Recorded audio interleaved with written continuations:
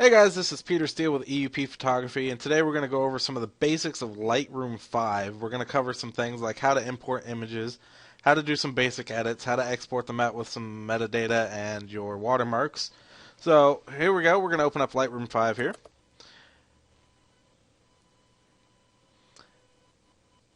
Alrighty, now once that's loaded up, we got some images here we're going to import, courtesy of our friend Keaton over in Mumbai, India.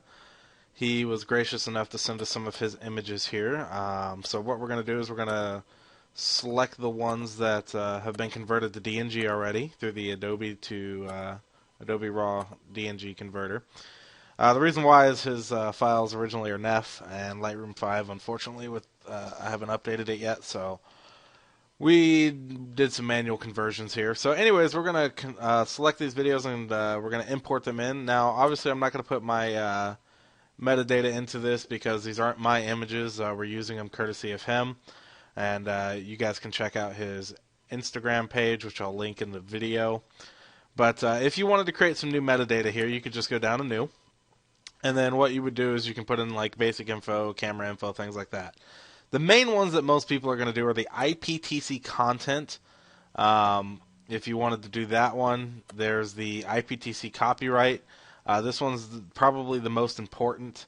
So you're going to put your copyright information here, your copyright status, if it's public domain or copyrighted, rights usage terms, and then a link to the website that'll outline those terms a little bit more.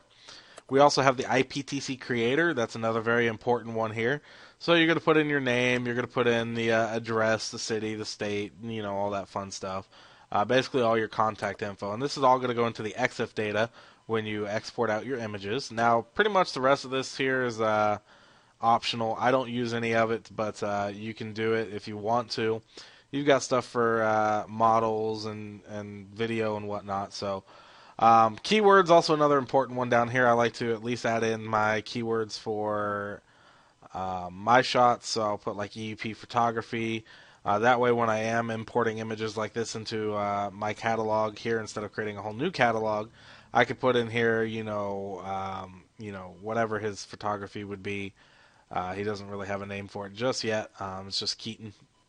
But anyway, so that's going to be the metadata there that you can import. You can also bring in some basic develop settings if you want to. Generally, I don't, but I will keyword these images here. Now, these keywords are going to apply just to this import. It's not going to be a global thing like you would set down in the metadata there I showed you at the bottom.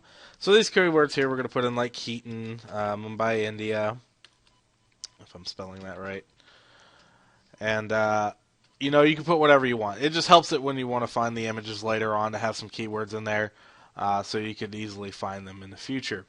Now, I've already created some folders here, and I'm going to put them into subfolders here, but I've already created that, so we're just going to put it into the video 1 folder, and then we're just going to click import. You can organize into one folder. You could also do it by original folders or by date. I like to do into one folder, and then you could do subfolders if you wanted to. In this case, I would do Lightroom videos into a subfolder, and then I would name it video 1, but since I've already created that, we're not going to. We're just going to select video 1 and hit import. So it's going to import these images here, and it's also going to make some smart previews. That's something that you want to have checked off. It'll be up here at the top when you're on the import screen, and I'll show you that here in just a second again. But basically what it does is it allows you to have the ability to store your images on an external drive, and then be able to disconnect that external drive, still be able to edit those images, and then be able to reconnect your drive and everything will resync again. So it's really great for photographers that are on the go, and you've got a laptop, you don't want to constantly have to keep lugging out your external media. So that's a great feature to do, and again, I'll show you that real quick, and it's right here, Build Smart Previews. So we're just going to cancel out of this here. So now we have our images in, and we've got 6 images here, courtesy of Keaton. And we're going to look at how we can do some basic editing on them. So with these images here, you've got your standard grid view here. If you wanted to bring these up a little bit more, you could double click on them, and you could see the image in full size. You could use left and right arrow keys to scroll through them. You also have this information up here. As you can see, they're DNG files. and that's another thing too. Make sure when you copy them in, I like to anyways, is copy as DNG. If you've already extracted your images to an external location, if you think it's faster, some people will extract their images directly from their SD card right into an external folder on their hard drive, and then you could just add the images in, and basically you're just telling Lightroom this is where my images are sitting, instead of having Lightroom physically import them in. Okay, so right here you can see some basic camera information. 1/160th of a second at f9.0, ISO 160 at 24 millimeters. If you want to look at some more information, you just hit the I, and it'll bring up several different screens. So as you can see here, if we hit it again, we have the date that it was taken and the time and the resolution. Then we get back to this screen, and then we have it completely turned off. So you just have to hit the I, and it's a shortcut for that. So like I said, we can hit the left and right arrow keys to scroll through this. Alrighty, so these are some nice images. These are straight out of camera, so they haven't been edited yet. And they're going to look a little flat. This is where we go in and we add some edits to them to make them pop a little bit more. So we're going to work with this image here. You can just click the Develop tab if you'd like to, or you can hit the D key on your keyboard. And the D key is a shortcut to get you into the Develop module. So once the Develop module comes up here, you have your histogram up top to show you how everything was properly exposed, which is really nice. We have some of our most commonly used tools here, and as you can see, we're working with the original and the Smart Preview. So even if you were to disconnect the original, say like on an external hard drive, you'd still be able to work with the Smart Preview and be able to get the nice edits and everything that you want and be able to sync it back up later. So obviously there's a couple things with this image here that we would want to fix. Obviously this looks like a pole or maybe even a wall. Right here we'd want to crop that out. We'd want to brighten some of these colors up and maybe dehaze it. Lightroom 6 has a dehaze filter all the way down at the bottom. I'm using Lightroom 5, so I don't have that. But we could bump up contrast and do a couple other things to compensate for that. You'd want to crop out this, looks like a sandbar or something down here.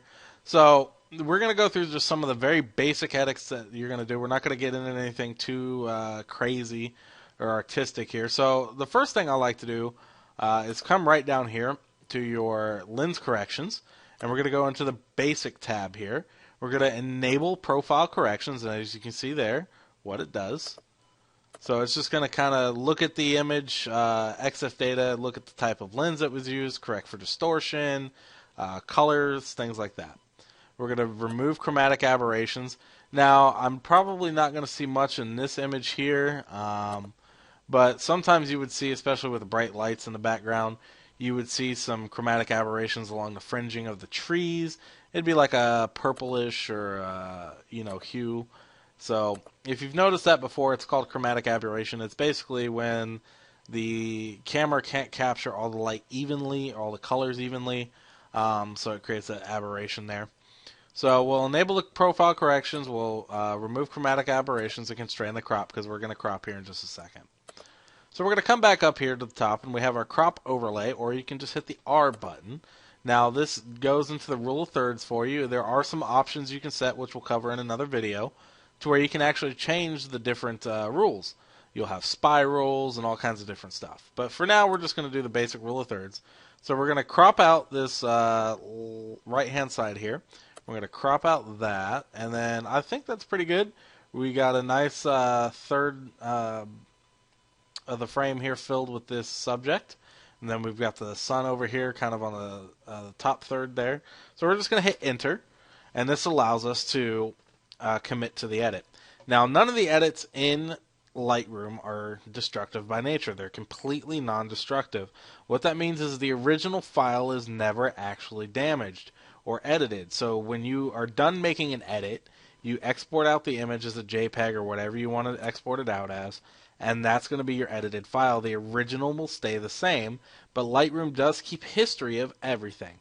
So if we wanted to go backwards, say that we messed up, with a brush or something like that, we could go all the way back to the very beginning. It does not matter. So that's kind of a neat little feature that you're not going to find in Photoshop. You can do it in Photoshop that way, but you got to do a little bit of finagling to work on a copy instead of working on the original, and even still it's limited on how far back it can go for the history. So All right, we've got our image cropped. Now we're going to come in here into the white balance. And when you're working with a RAW file, you can actually have a lot of different settings here versus a JPEG. Now, if you shoot JPEG, you're only going to notice like auto and maybe as shot. There's not a lot of options there for you to choose from. But when you're working with raw data, it's a lot more. It's got a lot more features that you can enhance and work with. So just to show you some of the different settings, you could do like daylight, you could do cloudy, you can notice kind of the color temperatures changing, shade, tungsten's going to make it cool, fluorescent, flash, and then of course you could do custom. Now the custom would be where you could use this picker tool to come in and find something that's supposed to be like a neutral gray or white. Basically you're going to look down at the numbers at the bottom there of the little target window that pops up, and you see RGB. You want those numbers to be absolutely as close as possible to one another. So say you are doing a shot with the family, you forgot your gray card. All right, what you can do is you can actually use the whites of their eyes and try to find the most neutral color in their eye for this white balance and get a fairly accurate white balance with it. It's a neat little trick that I picked up, but if you got a gray card, I suggest using it first, especially if you're going to do any kind of professional shooting. Now, with the landscape shots, you can do that as well, but as you can see here with the sunset, light changes rapidly. So you don't have a lot of time to sit and take a shot of a test card and then go and take several shots afterwards. The light's going to change so quick on you. Really, it's just going to be a guessing game when you get back in the Lightroom. But what you can do is if you already have the shot framed, you're set up, you know that you're going to get it as soon as you take the picture, shoot a gray card, take the picture, and then take the white balance off that gray card and apply it to this image. So in this case here, I'm going to go back to maybe auto and just see, and it's a little cool for my likes, so I'm going to go back to the as shot, and we're going to work with this. Okay, now the next step here, you do have your temp and tint. You can change those manually if you wanted to, up and down, and it will change the white balance for you. You can also convert to black and white right here. If you wanted to, just do a quick black and white. If you wanted to do color, it's up to you. Like I said, we're not going to go through everything here. We're just going to go over some of the basics, white balance being one of them. Obviously, the next thing is people either underexpose or overexpose images. Now, again, with raw files, you have a lot more leeway to be able to correct and bring images back than you do a JPEG. So your exposure slider here is going to darken or lighten the image. Now, have you ever taken a shot and seen this and you go, oh no, it's beyond repair? Well, it's not. You can bring some of it back, or if you take a shot that's too dark, say you were exposing for the colors, maybe you were going to do an HDR shot and it didn't quite work out. So with the exposure slider, you get a lot of freedom to be able to help bring some of those images back. Now, I like where the exposure is. The exposure was perfect for this image, right in the middle. A lot of people like to shoot to the left, to shoot a little bit darker. Some people shoot to the right, shoot a little bit lighter. It is easier to recover a slightly overexposed shot than it is to recover a darker shot. And the only reason why I say that is because the noise will be noticeably more visible when bringing up an image that was shot too dark than bringing an image down from being too bright. Obviously, if you go too bright, it's not going to be savable. So make sure that you don't go way overboard. So some people, they call it shooting to the right. And that's where they'll slightly overexpose and then correct it in post. Obviously, it's best to get it in camera the way that Keaton has gotten it here, as close as you possibly can. Okay, so the next one here would be contrast. Now this one, like I said, you can bump the contrast up a little bit, and you can see what it's doing to the colors here. It's really kind of spreading them out, making them just pop a little bit more. So we're going to leave that about right there. Again, there's no exact science when you're editing. It's all completely artistic. It's completely up to the person that's actually editing. Now, obviously, you can go way overboard or way underboard. But there's actually a whole segment of photographers that love to go for that low contrast look, or they want to go for that high key contrast look. So it really doesn't matter what you do to your images. There's always going to be people that don't like it. There's always going to be people that love it. Do what you feel is best. Do what you think makes the image look the best to you. Now, obviously, if you're working for a client, you're not doing landscape, obviously you don't want to go overboard with their touch-ups and things like that. You want to keep it as natural as possible, unless they request something different. But for the most part, it's completely up to you what you want to do with your images. And really, it's just, I don't want to say it's just moving sliders, but it's moving sliders. There's no exact algorithm I can tell you that says, okay, you must bump your contrast by, 21 points and then lower your highlights by this and up your shadows by that. There isn't any of that. It's completely your eye, your artistic impression of how you want to portray the image to your fans or to the outside world. So we're going to leave the contrast up a little bit for now. We may tweak that a little bit later. The next thing would be highlights and shadows. Again, not really something that we should cover in the basics, but we'll go over it just a little bit. So as you can see here, the highlights are going to work on the bright spots of the image. The shadows obviously would bring out the shadows. So if you see down here, we've got some kind of darker, it looks like metal or something like that. If you want to bring that out and make it pop a little bit more, you can bring the shadows up, drop the highlights down. It just gives it a larger tonal range. Now, some people will go to the extreme here and boost it like that. That's perfectly fine. If that's your artistic impression of this image, then fine. Go with it. Don't let anybody tell you that you can't do this or you can't do that. Screw them. This is what you want to do it. All right, now, we'll just do it. I mean, what the hell? Why not? So we're going to go full out on this image just for shits and giggles. The next thing here would be whites and blacks. Now, this one is kind of an important thing to pay attention to.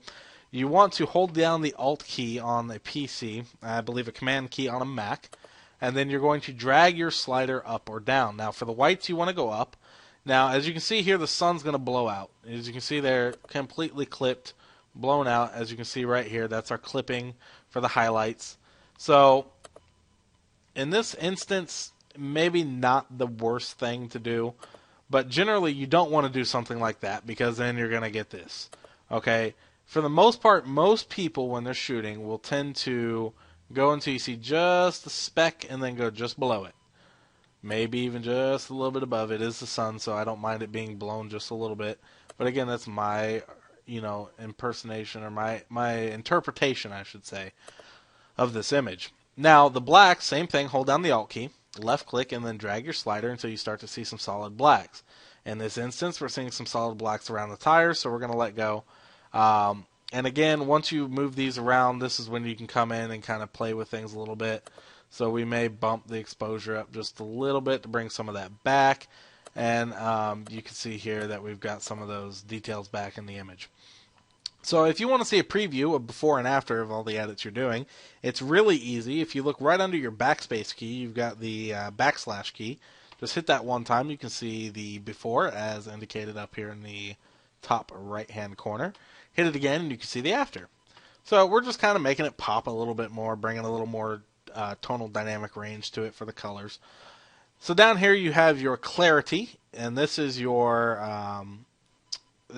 well, it's a little different than saturation.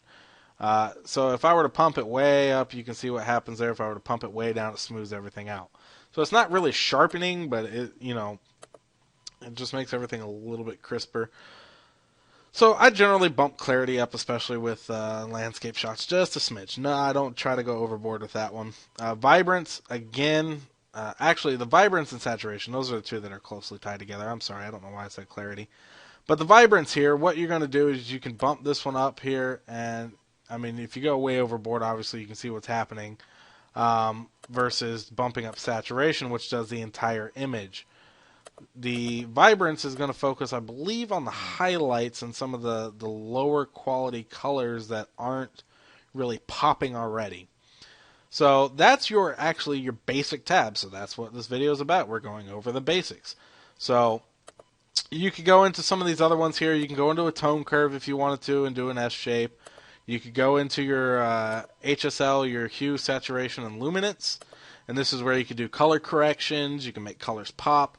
So like your luminance here for the oranges, if you really wanted to darken those up, you could drag that down. If you wanted to make them a little bit brighter and less noticeable, you could drag that up a little bit more. Your hue, same deal. You can change the hue of those specific colors. Your saturation, you can go gray or you can go full blown, let's get her done. All right. So that's what you can play around with here in the color tab. You've got your split toning. That's not anything we're going to cover.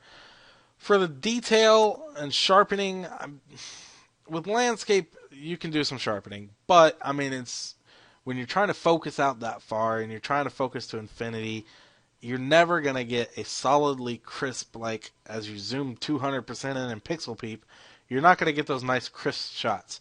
It's just not going to happen. All right, but with the sharpening, what we can do, especially when you're doing portrait work and things like that, is you can do the masking with it to just sharpen up the eyes and maybe some of the outlines instead of getting all the skin. So we'll bump this up just a little bit, maybe to like 50. We'll just double it. What the hell? This is when you can come in and mask, like I said, with the portraits and stuff. You hold down the Alt key or the Command key for Mac. The farther you drag in, anywhere that's white would get sharpened. Anywhere that's not won't. Okay? So if you wanted to just sharpen the outlines, you could do something like that. I'm not going to mess with the masking. Now, say you shot a high ISO image. It's got a lot of noise in the background. It's really distracting. There's not a lot you can do to recover that. But you do have some noise reduction here, especially with the luminance. You'll notice it a lot in the blue skies and things like that. If for whatever reason you were out shooting and you just totally had it on auto ISO, your camera went berserk and just chose some outrageous number, 6400, 1280, or 12,800, or whatever. So the luminance here, you can drag that up and it'll start to reduce some of that noise there. There's not really any in this image, so we're not going to touch it. Okay, so that's pretty much it for the detail tab, lens corrections. The only other effects you could really do, I mean, there's obviously other things you could do, but you could do the vignetting, you could do the white vignetting here. Cool thing, if you got a mouse wheel, you can click on it once, left click and scroll, and it'll actually go in like increments of 5. Just kind of a handy little thing if you ever want to try that. Okay, so that's the effects there. You can add grain and things like that. So that is basic editing in its simplest form with Lightroom. I mean, like I said, we're not going to go into too much detail here. You do have some other tools up here that I'll cover really quick, but there's obviously nothing in this image that I'm going to go fully overboard with to show you these. So spot removal, that's where you would do your touch-ups, your pimples, your lip rings, things like that. Things that, you may or may not want in the image. Your spot removal here, looks like some birds way off in the background. We're going to use that. You can use your mouse wheel to scroll down if you've got a tablet like a Wacom or a Huion or something like that. You can control that as well. So we'll just left click one time, and it's going to pick a spot from the image it thinks best fits in that area to get rid of that spot. So we can come in here, we can click again. If you want to drag it around and move it, you are totally free to do that. Now, you notice how I said about noise, ISO, things like that. You see that grain in the background there?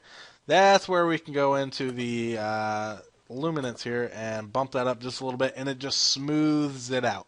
It's not going to completely get rid of it, but it just smooths it out for you. Again, nothing that you really need to worry about because we're really pixel peeping here. We're 1 at 1. We can get rid of that little spot there. So you can see it chooses another spot from the sun. You can either hit Q or just click on the tool again, and voila, it's gone. So when we back out, just left click one time, and no more birds, no more spot on the sun. So that's how you do spot removal, and the neat thing is that it's not just limited to spots.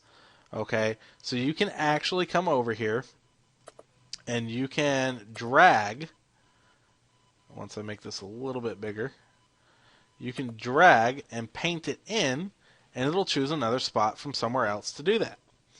And it chose a spot and replaced it. Okay, so you can do like wrinkles, age lines, crow's feet, things like that. You're not just limited to pimples and blemishes and things of that nature.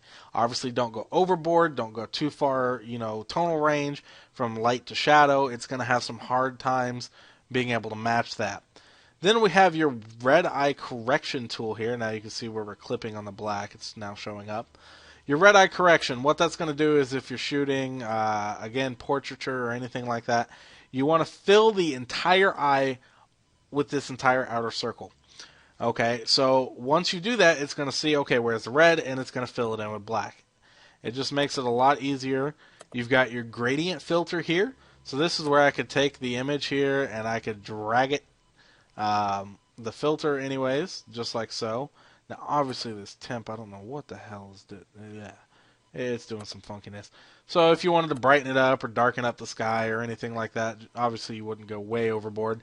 But you could do like a graduated filter, things like that. So it's just another effect in your arsenal to be able to use. So we're going to delete that out because we don't want that. So to delete, you just go back to the point that you want to delete something. So say like if we wanted to delete this right here, you select it, you hit the delete key, and voila, it's gone. On the Mac, I think you guys get an awesome little animation with the little poof.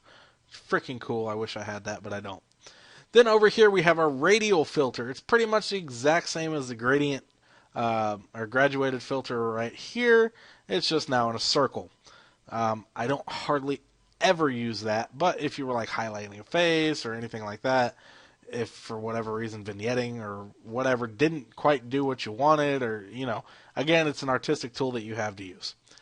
Then we have our adjustment brush. This is probably the most used and most misunderstood brush in Lightroom. So the adjustment brush allows you to have pretty crazy control over these images. So say that I wanted to selectively use the brush right here on this image to brighten up just that spot. For whatever reason, I don't know why I would want to, but let's just say we wanted to. As you can see, for some reason in here it's painting purple. To get it back to standard, just double click on effect and it'll reset itself. Okay, so say that I wanted to brighten that up here. I could boost that up a little bit. I could darken it a little bit. It allows you to paint in exactly what you want and where you want it. So it's dodging, burning, things of that nature. That brush is what you would use. You also have several other predefined effects, and you can make your own as well, which is really cool. This is where your presets come in for the brushes and things of that nature. So you have your temp, your tint, your exposure, contrast, highlights, basic stuff there. Then we get down into some interesting stuff. You got your iris enhance, your softened skin, your teeth whitening. Some of the most common things that photographers do when they're retouching and editing portraits. So this is a great tool instead of having to edit the image, import it over into Photoshop by right-clicking and edit in, things of that nature. So you could go edit in, you can go to Photoshop if you wanted to, do your edits there, and then bring it back into Lightroom. And, it keeps your workflow more centralized into one program.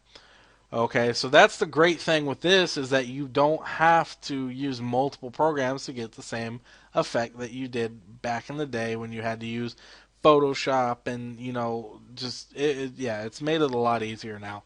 So the selective brush, the adjustment brush here, great for highlighting leading lines, softening skin, whitening teeth, brightening up the eyes, getting rid of, really bright spots. So if I wanted to specifically just kind of darken that sun there a little bit, I could actually take the exposure down just on the sun.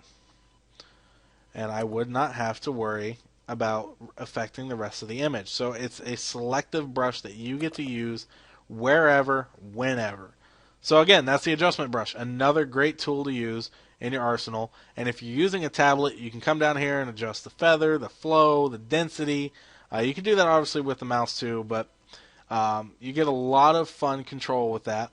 And you have the erase function as well, so you just click erase and you can do that to erase whatever it is you were doing. I believe if you hold down the, which key is it? The shift key, was it? Or the O key, I'm sorry. When you hold down the O key, you can paint in and see exactly what you're painting. Press the O key again, and it disappears. Now, obviously, because I'm back to that freaking purple tint. So the O key, and then that way you can see, like, if you're painting in an eye for iris enhance, you can see exactly where you're painting, or say the lips to boost saturation on a woman. You can use this to see where you're putting it and then turn it off. So it's just basically activating the show selected mask overlay down here at the bottom. Okay, again guys, I'm sorry this video is taking forever and I ramble on. We're going to get done here. Now, once you've got your image edited, now obviously I'm not gone through the full editing of this image, so don't by any means judge me on this. I'll show you what Keaton did with this image. It's pretty awesome. But we're going to go up here into File. We're going to go into Export. And then this is our main event right here. This is where you get to export your images out. Like I said, it's non-destructive. It's not going to hurt your main image. Your original file will never be changed as long as you're using Lightroom. You can select where you want it to go. Email, hard drive, CD, DVD.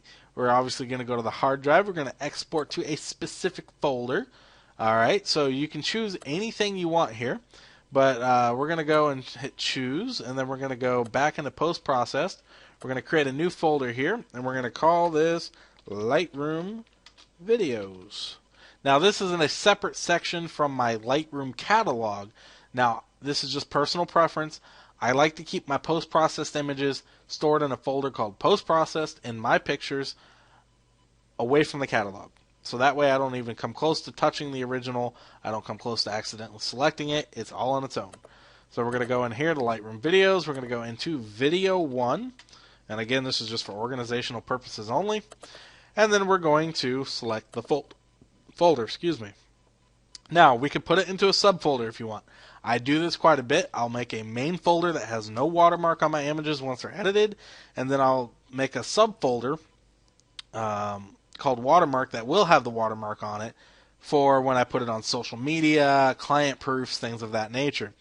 So when you do the put in subfolder, you actually don't have to already have that subfolder created. It'll actually create it for you. So just make your main folder Video 1, and then once you've exported your image out without the watermark, then you can come back into export again, and then you just click put in subfolder, name the subfolder what you want, in this case watermark, and then re-export it with your watermark, and I'll show you how to do that here in just a second. So we're not going to do a subfolder right now, but I just wanted to kind of clarify that with you. Existing files, ask what to do. So say you re-edited, you made a black and white, you wanted to keep it the same name, you want to delete the old file. You could always overwrite without warning, or you could just do ask what to do, and it'll ask you, do you want to overwrite this image? There's already one with that name. Select yes or no. It's a nice safety catch. I like to leave that ask what to do on just in case so I don't accidentally delete another edit. Now I'll show you how you can keep track of your edits without having to do several different exports and things like that, but that's going to be in another video. Okay, so we've got that. Now we got our file renaming, our rename file to a custom name. That's what I like to do. But if you're working on a wedding or an event or a portrait shot or something of that nature, you may want to do a custom name in a sequence. Like, say that you worked with somebody named Amanda, a model named Amanda, and you were doing some clothing portraits or some, fashion shots. So maybe you want to do custom name in a sequence. So you would have like Amanda fashion shot 1, 2, 3, 4, 5, so on and so forth. You just boom, knock them out, get them done, and you don't have to worry about it, and then you can go through. With custom name, you do have to name each and every individual file that you export. So if you're working with a lot of files, that may or may not be the best option. But you have a lot of different ones here. You can play with them, see what you want to do. I prefer custom name, and we're going to call this Keaton Photo 1. Okay, so it's going to be a JPEG, lowercase extension. And we're going to come down here. We're not going to touch the video section. This is where you get to select your image format. So you got JPEG, PSD, TIFF, DNG, or original. Leave it as JPEG. Most people, JPEG's more than enough. You've got your quality slider. The quality slider allows you to create either a fully high-res image or to create a lower-res image. Now, with the lower-res image, that would be perfect for social media, things of that nature, tweeting, whatever. High quality would be for prints and things of that nature. Leave the color space as sRGB. Don't bother, don't even touch. Just leave it at sRGB. I promise you it will save you a ton of headaches later on. Okay, so we're going to do a full resolution JPEG at sRGB color space. You can resize the image if you want to fit a specific size. So say you know this image is going to go onto your website. You know that your website, banner space or whatever, maybe only has a 200 by 300 pixel spot for this image. You can resize that right in Lightroom as you export, so you don't have to resize it later. For the love of God, as a web developer myself, do not put full-size images, especially from today's cameras, on your website because it will slow that bugger down so much. It's not even funny. You're not going to have people want to go to your website because it's going to take 10 years to load. Resize your images, downsample them to like 70, 75 quality up here. Don't leave them at full size. Don't leave them at the full width and height. Make sure that you are creating the image for the intended media you intend to use it for, be it web, print, social media, what have you. Okay, enough on that little rant there. Leave it at 240, but you can always bump it up if you want to. Output sharpening, I've never touched it, but you can do it if you wanted to. You can do screen, matte, or glossy. It's more for printing. Again, it's not anything I would touch. You can remove your location info from the metadata, but again, that's completely up to you. And then we get down here to the watermark. You select this, you select the watermark you want to use. So I've already got a couple in here. Hold on just a second. And what you can do is you can come in here to edit watermarks, and you can do a few different things here and create your own watermark. You can either do text or you can do photos. So if you want to do a photo, you just go up here to choose, and you would choose an image to do with your watermark, and then you can set its transparency and its positioning and everything like that. If you want to just do text, you've got a choice of all your fun little fonts, your style, your aligning left, right, center, your color, whatever you want. Then you also have your shadow, if you wanted to have a drop shadow on that. That's completely up to you. You have your opacity. Now this is a big one. You don't want to make, well, I mean some people they do, but I like to make the watermark as least infringing on the image as possible. Now that doesn't mean that I haven't done full opacity images on top of my images. I do have a logo for Peter Steele Photography before I switched the name over to EUP because people couldn't quite figure out how to spell my last name. It's a nice pretty little logo with the camera and everything. It looked good at full 100% opacity sitting down in the corner nice and small. Now when you're doing text or something like that, or you're trying to put it over the entire image, opacity is your biggest thing that you want to make sure you drop. And then I always do it to fit. So no matter what the size of the image, it's going to fit in that image. So even if you've got a really tall, like vertical skyscraper style image, it's going to fit that in there. If you do proportional or fill, it's not always going to get the full thing in. Then of course you have your anchor. So this is where you can choose where to put it. So if you wanted to put it smack in the middle or whatever, it doesn't matter. You can rotate it, things of that nature. So this is where you come in and you type in your text if you needed to. You could choose one to edit. So like if I wanted to edit Lonnie's, I could go in here. I could go in and edit mine. So it's completely up to you. You got full control. Once you hit done, it's saved. It's always there. If you always want to watermark your images, just always leave the watermark on. Don't even bother with the subfolders that we talked about, and just hit export. So in this case, I'm not going to export the image, or the watermark image anyways, because it's not my photo. I'm not going to put my watermark or my metadata on Keaton's photo.